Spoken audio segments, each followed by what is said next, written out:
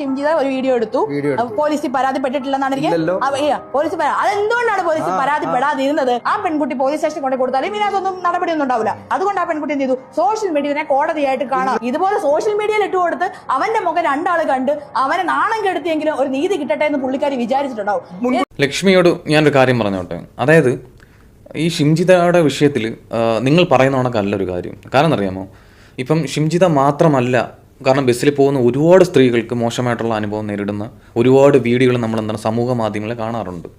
Okay, പക്ഷേ ഈ ഒരു വിഷയത്തിൽ മാത്രം എന്തുകൊണ്ട് ആ പെങ്കൊച്ചിനെ വിമർശിക്കപ്പെടുന്നു? കാര്യം എന്ന് വെച്ച് കഴിഞ്ഞാൽ ആ ആളിനോട് അല്ലെങ്കിൽ ആ പയ്യനോട് അങ്ങോട്ട് പോയി മനഃപൂർവ്വം കൊടുക്കാൻ ശ്രമിക്കുന്നത് പോലെ ആ വീഡിയോയിൽ തോന്നുന്നു. മനസ്സിലായി? അതുകൊണ്ടാണ് ആ പെങ്കൊച്ചിന് ഈ പ്രശ്നം വന്നത്. ബാക്കി എത്രയോ പെങ്കൊച്ചുങ്ങളെ ശല്യം ചെയ്യുന്ന വീഡിയോ ഒക്കെ നമ്മൾ സമൂഹ മാധ്യമങ്ങളിൽ കാണാറുണ്ട്. മോശമായിട്ട് ഈ പറയുന്ന ആണുങ്ങൾ മോശമായിട്ട് സ്ത്രീകളോട് പെരുമാറുന്നത് നമ്മൾ കാണാറുണ്ട് സമൂഹ മാധ്യമങ്ങളിൽ.